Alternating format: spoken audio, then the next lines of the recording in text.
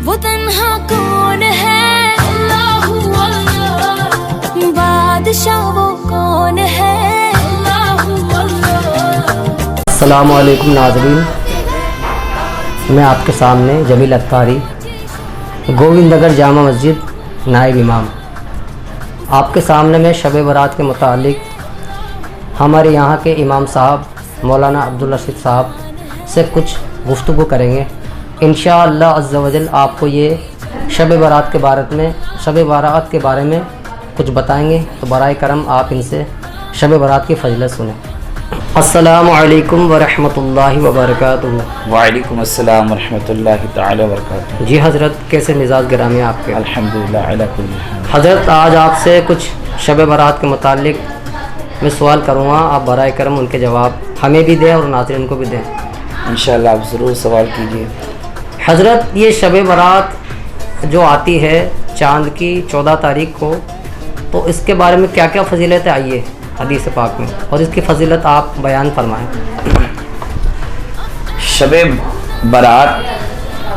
इसका माना ये है, शब माने आता है रात जी, और बारात माने आता है छुटकारा। छुटकारा यानी कि ये छुटकारे की रात है। इसको मुफस्सिरीन ने, उलमा इकराम ने निजात की रात भी कहा, क्योंकि ये रात बड़ी फजीलत वाली रात है। इस रात में अल्लाह तबारक व ताला पहले आसमान पर अपनी शान के मुताबिक तजल्ली फरमाता है जी, और गुरूब आफ्ताब 14 शाबानुल मुअज़्ज़म के जब दिन गुजार कर के 15वीं शब लगती है मगरिब की नमाज के बाद जी, तब से लेकर के सुबह फजर तक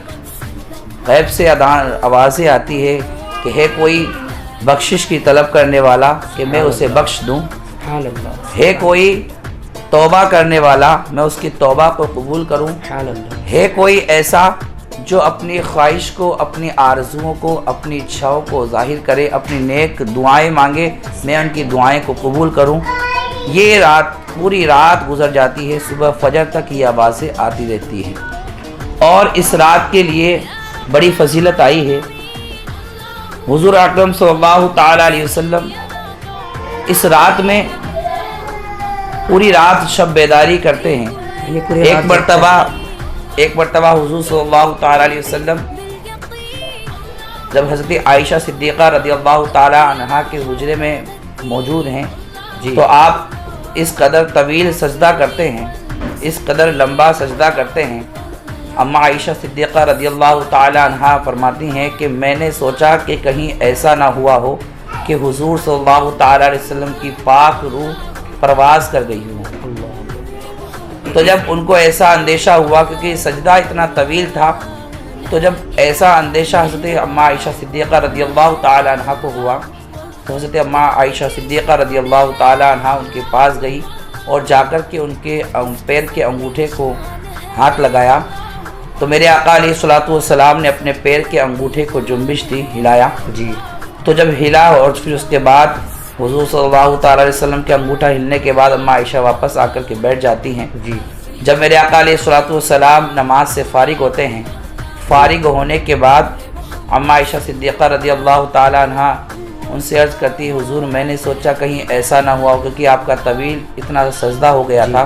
कि कहीं ऐसा नहीं कि आपकी रूह पाक परवाज़ कर गई हो, इसलिए मैंने आपके अंगूठे को हाथ लगा कर के चेक करने की कोशिश की। तो हुज़ूर सल्लल्लाहु तआला अलैहि वसल्लम ने इरशाद फरमाया, ए आयशा, क्या तुम्हें नहीं मालूम है कि आज 15वीं शब है? जी, आज 15वीं शब है, और ये शाबानुल मुअज़्ज़म की 15वीं शब बड़ी फजीलत वाली शब है जी। इस शब के अंदर जो कोई इंसान रात भर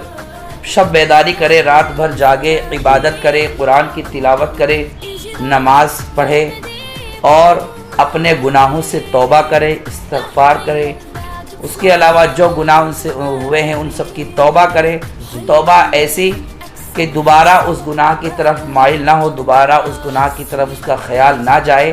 तो अल्लाह के रसूल सल्लल्लाहु अलैहि वसल्लम इरशाद फरमाते हैं, अल्लाह तबारक व तआला उसके गुनाहों को मुआफ़ फरमाता है, उस शब के सदक़े तुफ़ैल में उसके तौबा को कबूल फरमाता है, और उस शब में जो भी इबादत करके अपनी दिली तमन्नाओं को, आरज़ुओं को اچھاؤں کی جو اس کی دلی خواہش ہے، جو جائز تمنا ہے، اس کے لیے اللہ سے دعا کرتا ہے تو اللہ اس کی دعا کو قبول فرماتا ہے۔ حضرت عیسیٰ روح اللہ علیہ السلام کا ایک واقعہ ہے، بڑا خوبصورت واقعہ میں آپ کے سامنے بیان کروں کہ اس سے ہمیں شب برات کی فضیلت کا بھی معلوم ہوگا کہ ایک دن حضرت عیسیٰ علیہ السلام ایک پہاڑ سے گزرے کہ وہاں سے ایک سفید پتھر دیکھا۔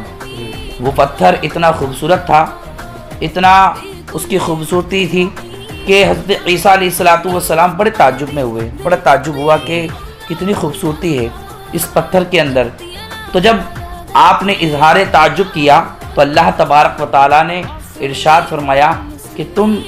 اس سے زیادہ تعجب والی بات میں تمہیں نہ بتا دوں؟ تو حضرت عیسیٰ روح اللہ علیہ السلام نے عرض کیا، مالک و مولا، میں اس تعجب خیز چیز کو، اس تعجب خیز جو یہ پتھر ہے، اس کو دیکھنا چاہتا ہوں، اس کے اندر آخر ہے کیا؟ یہ اتنا خوبصورت کیوں ہے؟ اس کی کیا وجہ ہے؟ تو اللہ تبارک و تعالیٰ کی تجلی سے وہ پتھر پھٹ جاتا ہے اور اس کے اندر سے ایک بزرگ نمودار ہوتے ہیں۔ سبحان اللہ، ایک بزرگ نمودار ہوتے ہیں، ان کے ہاتھ میں ایک تر شاخ تھی جس میں انگور لٹکے ہوئے تھے۔ تو اس بزرگ سے حضرت عیسیٰ علیہ السلام نے ارشاد فرمایا، اے بزرگ تم اس پتھر میں کتنے سال سے ہو؟ تو اس میں تقریباً انہوں نے اپنی جو مدت بتائی وہ 400 سال تھی۔ سبحان اللہ، کہ 400 سال سے میں اسی پتھر کے اندر عبادت میں مصروف ہوں، اور یہ ترشاخ ہے، میں اس میں انگور کے کچھ دانے روزانہ آتے ہیں اور روزانہ میں اس انگور کے دانے کو کھا کر کے اپنے پیٹ کو سرشار ہو کر کے میں یہ انگور کھا لیتا ہوں اور پھر واپس عبادت الہی میں مصروف ہو جاتا ہوں۔ تو اللہ تبارک و تعالیٰ نے ارشاد فرمایا، اللہ تبارک و تعالیٰ نے کہا، ارشاد فرمایا، اے عیسیٰ تمہیں میں ایک بڑی تعجب والی بات نہ بتا دوں کہ یہ 400 سال سے جو عبادت کر رہے ہیں،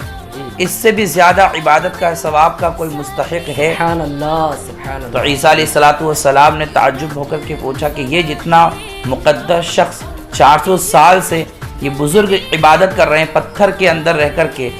دنیا کی تمام برائیوں سے دور ہیں، تمام دنیاوی گفتگو، برائیوں سے، جھوٹ، غیبت، چغلی، تمام بری باتوں سے دور ہیں، اور دور رہ کر کے صرف اور صرف اللہ کی عبادت کر رہے ہیں، کس قدر ان کا مرتبہ بلند و بالا ہوگا، لیکن ان سے بھی کوئی مرتبہ بلند و بالا ہو سکتا ہے؟ سبحان اللہ۔ تو اللہ تبارک و تعالیٰ نے ارشاد فرمایا، اے عیسیٰ میرے نبی جن کے صدقے میں نے پوری دنیا کو پیدا فرمایا، پوری کائنات کو بنایا، اے عیسیٰ ان کی امت میں 15ویں شعبان المعظم کی ایک شب ہوگی، اس شب کے اندر اگر کوئی امت محمدیہ حضور صلی اللہ علیہ وسلم کے کوئی امتی اس پوری رات کو جاگ کر کے عبادت کریں، شب بیداری کریں، ذکر و اذکار کریں، قرآن کی تلاوت کریں، تسبیح و تحلیلات پڑھیں، اپنی نفل نمازیں ادا کریں، اپنے گناہوں سے توبہ کریں، تو میں جو یہ 400 سال سے عبادت کر رہے ہیں ان کے ثواب سے زیادہ ان کو ثواب عطا فرماؤں۔ سبحان اللہ۔ تو یہ میرے آقا علیہ السلام کی ہم امتی ہیں اور خوش نصیب ہیں کہ نبیوں کے سردار کے ہم امتی ہیں، اور ہم اس بہت ہی خوش نصیب مسلمان ہیں کہ ہمیں یہ رات، تو یہ آج جمعہ کے دن بعد نماز مغرب آپ سبھی حضرات قیام کریں، اور اس رات میں حدیث پاک کے اندر آیا کہ 7 بیری کے پتے لے کر کے ان کو جوش دیں، یعنی کہ ان کو ابالیں، اور اس کو ابال کر کے اس پانی کو دوسرے پانی سے ملا کر کے اس دن ہم غسل کریں۔ تو اس غسل کرنے سے بڑی فضیلت آئی ہے کہ پوری سال اس 15 شعبان کے لے کر کے اگلی 15 شعبان تک یعنی نہانا ہے، غسل کریں۔ تو نہانے کے بعد اس نہانے کی فضیلت یہ ہے کہ پورے سال تک آپ سحر، جادو وغیرہ سے آپ کی حفاظت رہے گی، اور یہی وہ رات ہے کہ جس میں نامہ اعمال کا جو پورا سال کا جو ہم نے پورے سال جو نامہ اعمال کی، نیک عمل کیے، برے کیے، وہ سب پیش ہوتے ہیں، اور اس نامہ اعمال کو اسی دن بند کیا جاتا ہے۔ تو ہمیں ایک یہ فضیلت بھی ہے کہ جس رات میں نامہ اعمال کا معاملہ کہ پورے سال کا معاملہ آج مکمل ہوگا، تو جب وہ ہمارا نامہ اعمال لکھا جائے تو توبہ استغفار کرتے ہمارا نامہ اعمال لکھیں، اور جب دوسرا دن ہو یعنی کہ شنیچر کل کے دن روزہ رکھیں اور اس کا ثواب بھی بہت زیادہ ہے۔ اس روزہ رکھنے کی بڑی فضیلتیں آئی ہیں، تو اس روزہ کو رکھیں تاکہ اب جو اگلا سال ہمارا شروع ہوگا، اسٹارٹ والے شروع سال کے اندر ہم روزے دار ہوں، تو ہمارا کتنا اچھا مقدر ہے کہ ہم نبی کی اس امتی ہیں، اور اپنے نبی کے صدقے میں ہمیں یہ رات میسر ہوئی ہے۔ حضور ایک سوال آپ سے، جی، جیسا کہ آپ نے بیان فرمایا کہ اس رات کو بہت فضیلت آئی ہے، جو مانگے گا قبول ہوگی دعا، وہ کون لوگ ہیں جو اس رات بھی ان چیزوں سے محروم رہیں گے، یعنی ان کی دعائیں قبول نہ ہوں گی، وہ کون لوگ ہیں؟ برائے کرم ناظرین کو بتائیں۔ کچھ لوگ ایسے ہیں جو توبہ کر لیں، جیسے کوئی انسان ہے اگر شراب میں پوری زندگی ملوث رہتا ہے اور وہ شراب بھی پیتا ہے جی، تو اس کی توبہ قبول نہیں ہوگی۔ ایسے کچھ حضرات اور ہیں کہ جنہیں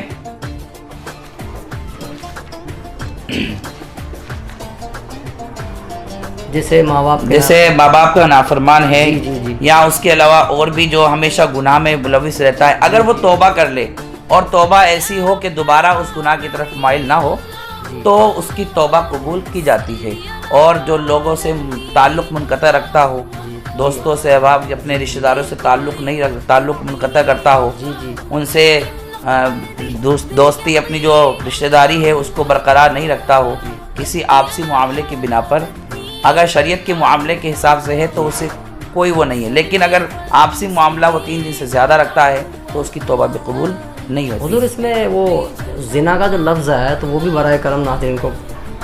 زنا کار کی بھی اس رات میں بخشش نہیں ہے۔ جی، وہ زناکار جو زنا کرتے ہیں اور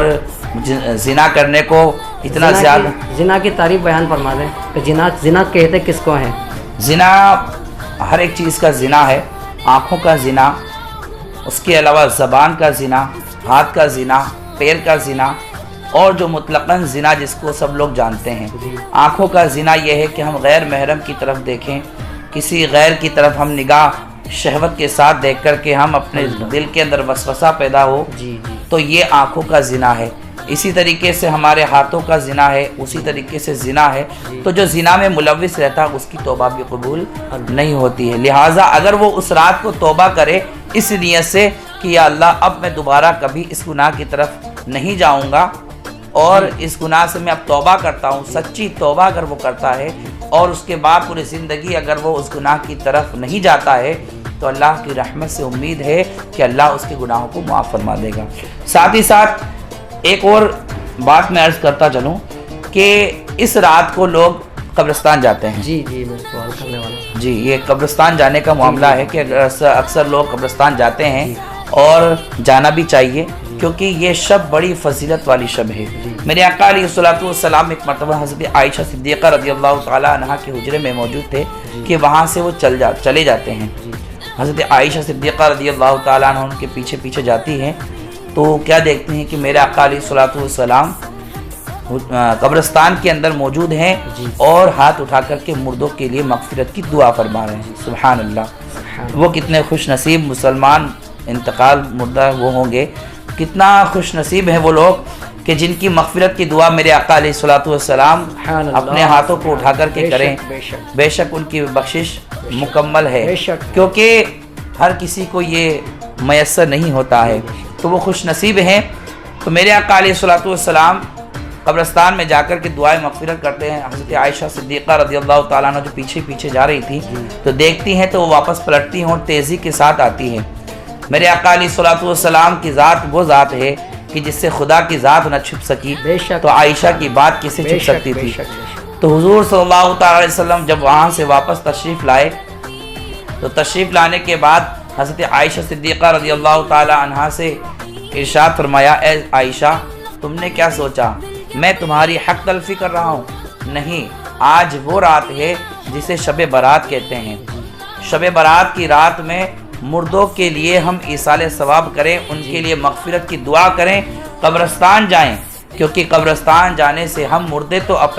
زندہ تو اپنے لیے دعا کر لیتے ہیں، لیکن مردوں کے لیے دعا کون کرے؟ اس لیے ہمیں قبرستان میں جانا چاہیے، اور یہ میرے آقا علیہ الصلوۃ والسلام کی حدیث پاک کی ثابت بھی ہے۔ اس کو لکھنے والے حضرت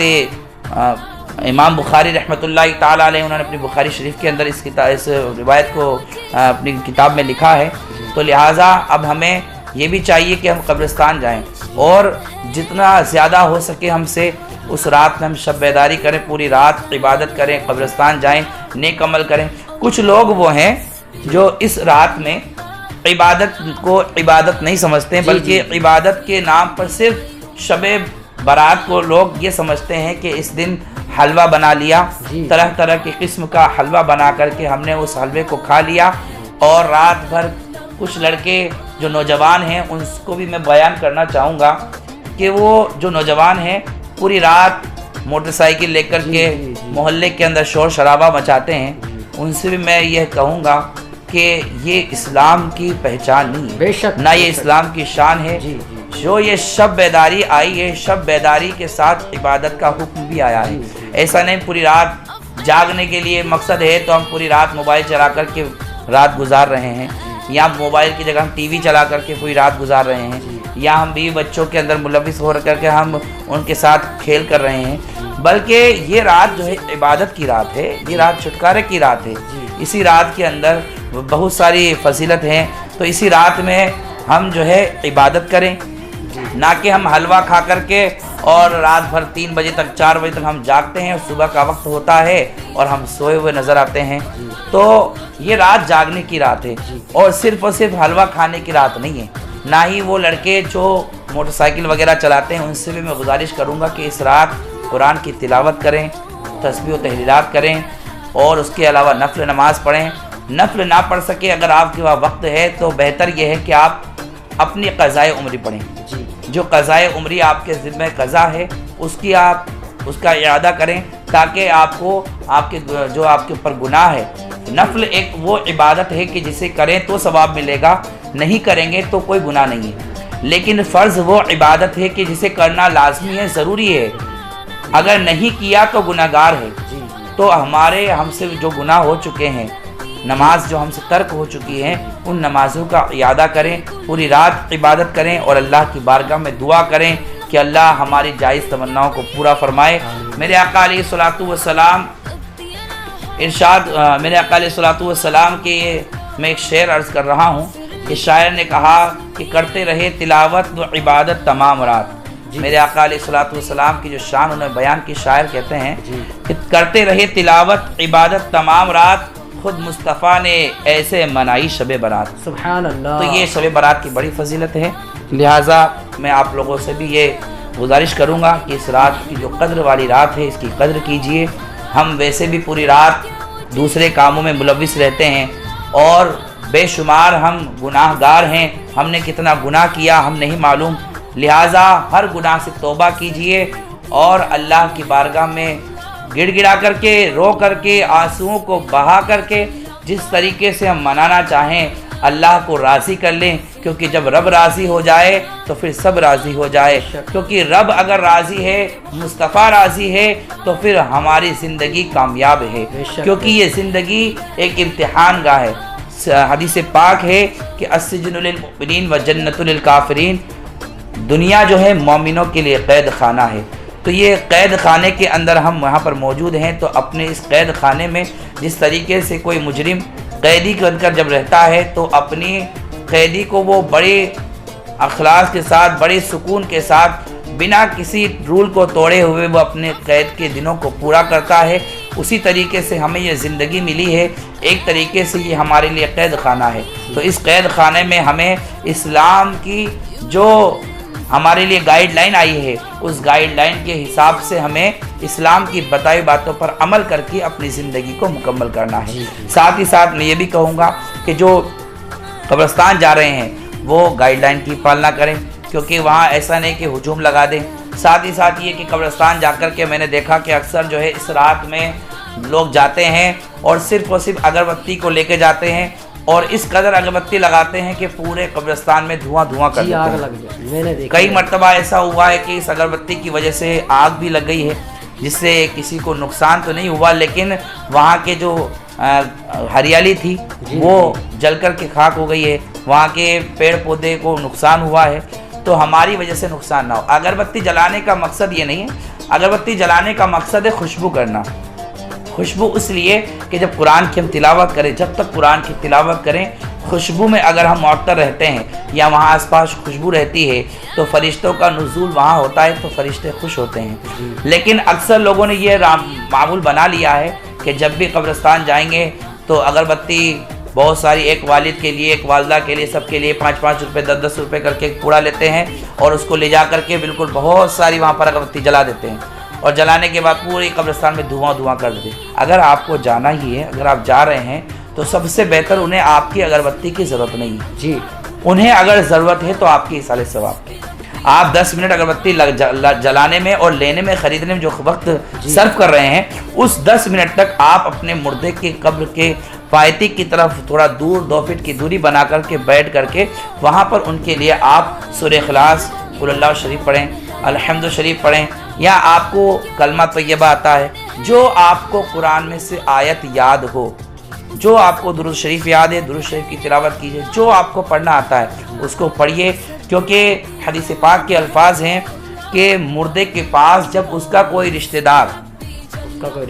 اس کا کوئی اپنا رشتہ دار پہنچتا ہے تو مردے کی روح کو خوشی ہوتی ہے کہ مجھ سے ملنے کے لیے میرا رشتہ دار آیا ہے، اور جب ہم ان کے لیے ایصال ثواب کرتے ہیں تو جس کی انہیں ضرورت ہوتی ہے، اس طریقے سے ضرورت ہوتی ہے جو ہم ان کے لیے ایصال ثواب کرتے ہیں، ہمارے لیے تو کچھ بھی نہیں۔ ہم نے 3 مرتبہ سورہ اخلاص پڑھی، الحمد شریف پڑھی، 2 منٹ نہیں لگے، 3 منٹ میں ہم نے پڑھ دیا، ہمارے لیے تو 3 منٹ کوئی معنی نہیں رکھتا ہے، لیکن ان کے لیے یہ معنی اس طریقے سے رکھتا ہے جس طریقے سے ڈوبتے ہوئے کو تنکے کا سہارا کافی ہوتا ہے، اس طریقے سے ان کے لیے یہ ہمارا تھوڑا سا پڑھ دینا بڑا کام آتا ہے۔ لہٰذا قبرستان جائیں تو اگربتی نہ بلکہ اس کی جگہ ہم پھول لے جائیں،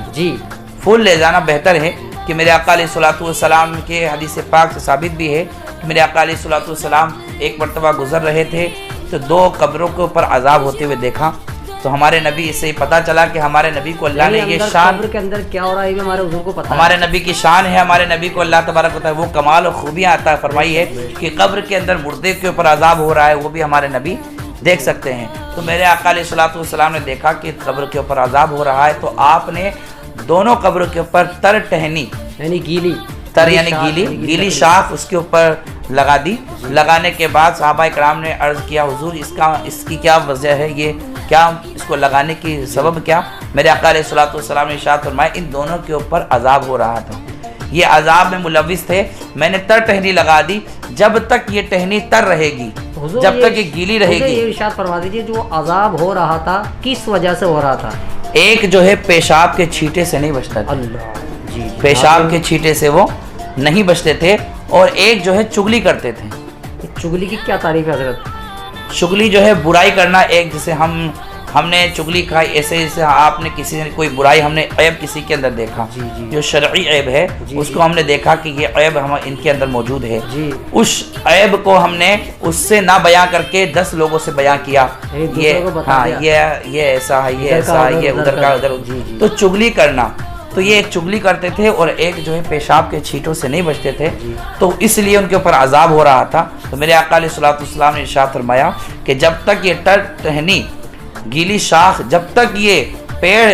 یہاں پر موجود رہے گا، گیلا رہے گا یعنی کہ تر رہے گا، تب تک یہ اللہ کی تسبیح بیان کرتا رہے گا، اور جب تک اللہ کی تسبیح بیان ہوگی تب تک ان کے عذاب میں تخفیف ہوتی رہے گی۔ تو حضور اس کا مطلب یہ ہے کہ جو بعض حضرات پھول لے جاتے ہیں تو یہ صحیح کرتے ہیں وہ لوگ؟ صحیح ہے بھائی، اس میں حدیث پاک سے ثابت ہو گیا نا، اس حدیث پاک یہ کہ ہم جو پھول لے کر کے جاتے ہیں وہ تر ہوتے ہیں، اور تر پھول اللہ کی تسبیح بیان کرتے ہیں، جب تک وہ اللہ کی تسبیح بیان کرتے رہیں گے، تر رہیں گے، بیان کرتے رہیں گے، تو ان کو عذاب میں ان کو تخفیف ہوتی رہے گی۔ تو میں اب اپنی گفتگو کو ختم کرتا ہوں، کیونکہ یہ شب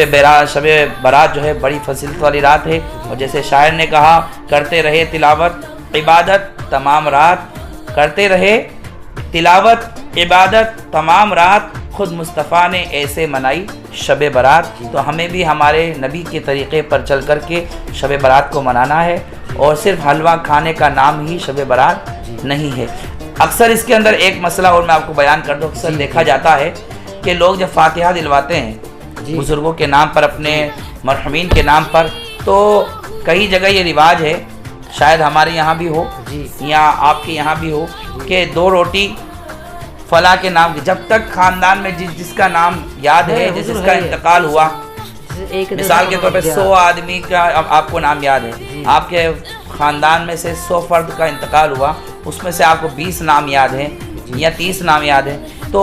عموماً دیکھا جاتا ہے کہ 2 روٹی اس کے اوپر تھوڑا حلوہ رکھتے ہیں، پھر ایک کے نام کی فاتحہ، پھر دوسرے کے نام کی فاتحہ، پھر تیسرے کے نام کی فاتحہ، تو فاتحہ لگانے والے کو قریب 2 گھنٹے 3 گھنٹے گزر جاتے ہیں ایک ہی گھر کے اندر۔ تو یہ طریقہ نہیں ہے۔ جو کھانا ہمارے پاس موجود ہے اس کو سامنے رکھیں، اور سامنے رکھنے کے بعد ایک مرتبہ فاتحہ پڑھیں، فاتحہ پڑھ کے تمام مردوں کو بخش دیں۔ جو آپ نے پڑھا، ایک مردے کے لیے جو آپ نے پڑھا، وہ یہ نہیں کہ صرف ایک ہی مردے کو بخشا جائے گا، جتنا ثواب ایک کو ملے گا اتنا ہی ثواب سب کو ملتا ہے۔ حضور ارشاد فرما دیجئے کہ بعض حضرات جیسے انہوں نے کھانا پکا لیا، اب انتظار کرتے رہتے کوئی عالم صاحب آئیں گے، کوئی مؤذن صاحب آئیں گے، تو حضور یہ فاتحہ کا طریقہ کیا ہے؟ مطلب اس فاتحہ جو ہے قرآن کی تلاوت کا نام ہے، قرآن کی کچھ کلمات، کچھ تلاوت، تسبیح، یعنی کہیں سے بھی پڑھ سکتے ہیں، کیسے بھی پڑھ سکتے ہیں۔ جیسے کہ کئی حضرات ایسے ہوتے ہیں کہ محلے کے اندر تبرکات بنا کر کے اور جانماز بچھا کر کے اس کے اوپر تبرک رکھ دیا، آپ انتظار کرتے ہیں کوئی آئے اور فاتحہ دے، تو ایسا نہیں ہے، آپ خود بھی فاتحہ دے سکتے ہیں۔ صرف ایک مرتبہ الحمد شریف پڑھیں، ایک مرتبہ، اور 3 مرتبہ سورہ اخلاص یعنی قل اللہ شریف پڑھیں، پوری سورت پڑھنی ہے، قل اللہ احد 3 مرتبہ پڑھیں، تینوں مرتبہ بسم اللہ پڑھیں، اور الحمد شریف پڑھیں، پہلے بسم اللہ پڑھیں، اعوذ باللہ بسم اللہ پڑھ کے الحمد شریف پڑھیں، پھر تینوں مرتبہ بسم اللہ پڑھ کے قل اللہ شریف 3 مرتبہ پڑھیں۔ اس کے بعد جو آپ نے پڑھا اس کا ثواب مردوں کو ایصال کر دیں، یعنی سبھی کو کر سکتے ہیں، سبھی کو کر سکتے ہیں۔ اس میں اگر نام اس یاد میں ہے یہ تو بھی ہے کہ عورتیں بھی فاتحہ لگا سکتی ہیں، اگر وہ پاک ہیں، اگر وہ حالت ناپاکی میں نہیں ہے، پاک ہیں، تو وہ بھی فاتحہ پڑھ سکتی ہیں۔ ایسا نہیں کہ مرد ہی فاتحہ دلائیں گے یا وہ دوسرا کو مؤذن صاحب ہے یا امام صاحب ہے یہی فاتحہ دیں گے، ایسا نہیں ہے۔ آپ چاہیں تو اپنے گھروں کے اندر جو عورتیں ہوتی ہیں ان کو قرآن کی تلاوت آتی ہے، قرآن پڑھنا جانتی ہیں، سورہ فاتحہ قل اللہ شریف جانتی ہیں، تو وہ بھی اس کو پڑھ کر کے فاتحہ دے کر کے ایصال ثواب کر سکتے ہیں۔ حضور ایک اور لاسٹ کوسچن آپ سے، جی فرمائیں۔ کہ بعض عورتوں میں یہ مطلب جہالت کا سمجھیں یا کہ آپ ارشاد فرما دیجئے کہ جیسے وہ کچھ مخصوص دنوں میں ہوتی ہیں عورتیں، جی، ان دنوں میں کیا کرتی ہیں وہ کہ بھئی یہ فاتحہ کا کھانا ہم نہیں پکائیں گے، تو حضور اس کا کیا حساب کتاب؟ دیکھیے کھانا پکانا کا مسئلہ یہ ہے کہ کھانا پکانا پاک ہے۔ عورت جو ایام حیض عورت کے جو 7 دن گزرتے ہیں، اس میں جو پرانی جو ہماری بزرگ مہیلا ہیں، بزرگ عورتیں ہیں ہماری، وہ بزرگ کہتی ہیں کہ اس وقت میں آپ کھانا نہیں پکا سکتے، فاتحہ کے کھانا کے ہاتھ نہیں لگا سکتے، ایسا کچھ نہیں ہے شریعت کے اندر۔ وہ فاتحہ نہیں لگا سکتی، یہ الگ بات ہے، لیکن وہ وہاں پر کھانا پکا بھی سکتی ہے، کھانا جہاں فاتحہ ہو رہی وہاں بیٹھ بھی سکتی ہے، اور جو ناجائز جو لوگوں نے خود ہی مسئلے پیدا کر رکھے ہیں کہ یہاں نہیں بیٹھیں گی، اس برتن کو ہاتھ نہیں لگائیں گی، مصلی نہیں بچھائیں گی، یا اس کے علاوہ جو ہے اگربتی نہیں لگا سکتی ہے، یا کوئی قرآن ہے جو الگ سے کپڑا لے کر کے وہ اسے چھو نہیں سکتی ہے، جیسے کہ پیٹی آتی ہے، پیٹی کے اوپر کپڑا رکھا رہتا ہے، تو حالت ناپاکی میں اس کے لیے کہا جاتا ہے آپ ہاتھ نہیں لگائیں۔ جیسے کئی گھروں کے اندر جو ہے ایک عبادت کا مخصوص کمرہ ہوتا ہے کہ جہاں پر عبادت کی جائے، تو اس مخصوص کمرے کے اندر کئی حضرات جو ہے منع کرتے ہیں کہ اس کمرے کے اندر آپ نہیں جائیں گے، ایسا کچھ نہیں ہے، وہ جا سکتی ہیں، کمرے کے اندر بھی جا سکتی ہیں، اور جہاں صاف صفائی وغیرہ نہیں کرتی صاف صفائی بھی کر سکتی ہیں، کھانا بھی بنا سکتی ہے، اور اس کے علاوہ کھانے کے برتنوں کو ہاتھ بھی لگا سکتی ہے۔ جو یہ عورتوں کے اندر مشہور ہے کہ اس وقت میں ہاتھ نہ لگائیں اور اس کو کھانا نہ پکائیں، یہ سب غیر حضور جو عورتیں ان ایام یعنی ان دنوں میں وہ کون سی عبادت ہے جو نہیں کر سکتی؟ نماز نہیں پڑھ سکتی، نماز اس کے لیے معاف ہے، ایام حیض میں نماز معاف ہے، اس کے علاوہ تلاوت کلام شریف نہیں کر سکتی، قرآن کی تلاوت نہیں کر سکتی، قرآن کو نہیں چھو سکتی ہے، خانہ کعبہ کا حج اس کے لیے بھی مسئلہ ہے۔ تو اکثر جو عورتوں کے اندر مسائل ہیں کہ جیسے کہ نماز کے وقت میں عورتیں نماز پڑھتی ہے، لیکن جب یہ دن سبھی کے ساتھ ہے یہ معاملہ، تو جب یہ دن آئے تو اتنی دیر مصلی بچھا کر کے باوضو ہو کر کے بیٹھ جائے اور قرآن کی تلاوت کی نیت سے نہیں، صرف ایسے ہی تسبیح پڑھنے کی نیت سے سبحان اللہ کہہ لے، یا اتنی دیر خاموش بیٹھی رہے تاکہ اس کی نماز کا معمول بنا رہے، عادت بنی رہے، تاکہ اب جب وہ پاک ہو تو ان کو نماز پڑھنے میں دشواری پیدا نہ ہو۔ اور ان کا دوسری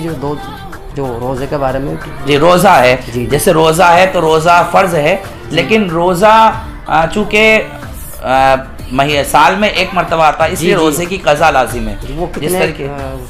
جو اس کے ایام حیض کے جو دن مقرر ہیں جو ان کا عادت میں ہے، کسی کے اس کے حیض کی مدت کم سے کم 3 دن اور 3 رات ہے، زیادہ سے زیادہ 10 دن اور 10 رات ہے، تو اس دنوں میں جتنا دن ان کا معمول ہے جتنے روزے ان کے قضا ہوئے وہ روزے اور دنوں کے اندر رکھیں، 5 دن چھوڑ کر کے 5 دن روزہ رکھنا منع ہے۔ ایک عید کا دن، یہ بھی مشہور ہے حضرت، عید کے دن ہم نے سنا ہے جیسے ہماری دادی گزری ہے، نانی گزری ہے، تو وہ جیسے پورا مہینہ روزہ رکھ لیا، یا پھر بڑے بھی ہیں ایسے بعض حضرات، تو وہ یہ سمجھتے ہیں کہ بھائی جیسے فجر سے کچھ کھایا نہیں ہے، اب نماز پڑھ کے آئیں گے جب وہ روزہ کھولیں گے۔ نہیں، روزہ جو ہے، روزے کے لیے قرآن کریم کے اندر آیا ہے کہ طلوع فجر سے لے کر غروب آفتاب تک، سورج طلوع فجر یعنی فجر کی نماز شروع ہوتی ہے، نماز کا وقت شروع ہوتا ہے، اس سے پہلے، اس کے بعد سے لے کر کے، اس وقت سے لے کر کے جب تک مغرب کی اذان نہ ہو جائے، نماز کا وقت نہ ہو جائے، تب تک بھوکے پیاسے رہنا اور جماع سے دور رہنے کا نام ہی روزہ ہے۔ روزہ یہ ہے۔ اب کوئی کہتا ہے کہ صبح 10 بجے ہم روزہ افطار، تو وہ روزہ ہے ہی نہیں، اور اس دن تو روزہ رکھنا ہی منع ہے، کیونکہ وہ دن 30 دن ہم نے جو روزہ رکھا ہے وہ 30 دن کا ہمیں انعام ملنے کا، عیدی ملنے کا دن ہوتا ہے، جو عید کا دن ہوتا ہے وہ اللہ کی طرف سے ہمیں انعام ملتا ہے اس دن، یعنی خوشی کا دن، خوشی کا دن ہے، تو خوشی کے دن ہم جو ہے اس دن روزہ نہیں رکھا جاتا ہے اور رکھنا منع بھی ہے۔ دوسرا قربانی کا پہلا دن اور قربانی کے بعد والے 3 دن، یہ 5 دنوں میں روزہ رکھنا منع ہے۔ اس کے علاوہ آپ کبھی بھی اپنے جو روزے قضا ہوئے اپنی عمر سے لے کر کے ابھی تک ان روزوں کی قضا رکھیں، اس لیے قضا رکھی جاتی ہے کہ نماز تو جو ہے ہر مہینے معمول ہے، سال میں پورے سال پڑھنی ہے، تو اس لیے نمازوں کی قضا نہیں ہے، نمازوں کا اعادہ نہیں ہے۔ جو نمازیں ایام حیض میں چھوٹ گئی ہیں ان کی قضا میں پڑھنا ضروری نہیں ہے، لیکن جو روزے، چونکہ روزے سال میں ایک مرتبہ آتے ہیں، تو جب سال میں ایک مرتبہ آتے ہیں تو ان روزوں کی قضا ہمارے اوپر ضروری ہے، عورتوں کے اوپر، جو عورتیں حیض میں ہیں وہ جب عید کے بعد جب بھی انہیں موقع ملے تب وہ جلد سے جلد، کیونکہ یہ گناہ تو نہیں ہے لیکن ہم وقت تاخیر کریں جان بوجھ کر کے تو یہ بہتر نہیں، تو جیسے ہی ہمیں وقت ملے، مہلت مل جائے کہ ہم روزہ رکھ سکتے ہیں، جتنے روزے چھوٹے ہیں ان روزوں کا یاد رکھیں۔ حضور یہ بھی ارشاد فرما دیجئے کہ جیسے شب برات کا جو روزہ رکھتے ہیں تو وہ 1 رکھیں، 2 رکھیں، اور دوسرا یہ کہ جیسے کسی کے اوپر فرض روزے جیسے 1 مہینے کے سال بھر میں آتے ہیں، اگر وہ قضا کیے ہوئے ہیں تو پھر وہ نفلی روزہ رکھے گا یا نہیں رکھے گا، اس کی کیا حساب کتاب رہے گا؟ دیکھیے، روزے کا مسئلہ یہ ہے کہ نفلی روزہ جو رکھا جائے، نفلی روزہ رکھنا ان کے لیے ضروری ہے جن کے فرض روزے ایک بھی قضا نہ ہو۔ اب ہمارے جیسے کئی حضرات جو مسافر ہے اس کے اوپر روزہ فرض نہیں ہے، روزہ تو ہے لیکن وہ اس وقت میں اس کو رعایت دی جاتی ہے کہ ابھی وہ چھوڑ سکتا ہے، بعد میں رکھے گا۔ تو جیسے کوئی سفر میں گیا، اس کے 3 روزے چھوٹ گئے، اب ان روزوں کی اس نے اعادہ نہیں کیا ہے اور وہ ہے نفلی روزے رکھے جا رہا ہے، تو یہ اسی طریقے سے مثال ہے کہ ہم فرض نمازیں ہماری قضا ہے اور ہم نفلی نمازیں پڑھی جا رہے ہیں، تو یہ اس طریقے سے مثال ہے کہ جو انسان خود قرض دار ہے اور اپنا قرض تو ادا نہیں کر رہا ہے اور دوسروں کو قرض بانٹتا پھر رہا ہے، تو یہ اس طریقے کی مثال ہے۔ تو لہٰذا اگر جس کے پہلے قضا روزے ہیں تو وہ قضا روزے رکھیں۔ ساتھ ہی ساتھ آپ نے پوچھا کہ روزہ کتنا رکھنا چاہیے، ایک روزے کی فضیلت ہے، جو جس روزے کا، جس کا جو شنیچر کا کل کا دن ہے، کل کے دن کی روزے کی فضیلت ہے، چونکہ ایک خالی روزہ نہیں رکھنا چاہیے، بہتر یہ ہے کہ 2 رکھیں یا 3 رکھیں، جو آپ چاہیں تو ایک دن پہلے سے رکھ لیں، جیسے آج کا دن تھا، آج کا ایک روزہ رکھ لیا، کل کا ایک رکھ لیا، پرسوں رکھ لیا، نہیں ہوا تو جیسے شنیچر کا رکھ لیا، ایک اتوار کا رکھ لیا، ایک پیر کا رکھ لیا، تو ہفتہ اتوار پیر 3 دن روزے رکھ لیں، چاہے 2 روزے رکھ لیں، خالی ایک روزہ نہیں رکھنا چاہیے۔ یہ تھے ہمارے گووند نگر کے امام صاحب، ماشاءاللہ انہوں نے بہت کچھ بتایا ہمیں شب برات کے بارے میں۔ برائے کرم नाज़रीन, आपसे गुजारिश की जो कुछ भी सुना ये इनकी घर की बात नहीं थी, इन्होंने सब कुछ किताबों से मुताला करके आपको बताया है। आप हजरात इन पर गौर करें और इन पर अमल करें। और हमारा इस्लाम इस चीज़ की इजाज़त नहीं देता कि हम दूसरों को तकलीफ़ पहुँचाएँ। अस्सलामु अलैकुम। वो तन्हा कौन है, अल्लाहु अल्लाह, बादशाह वो कौन है, अल्लाहु अल्लाह, मेहरबान।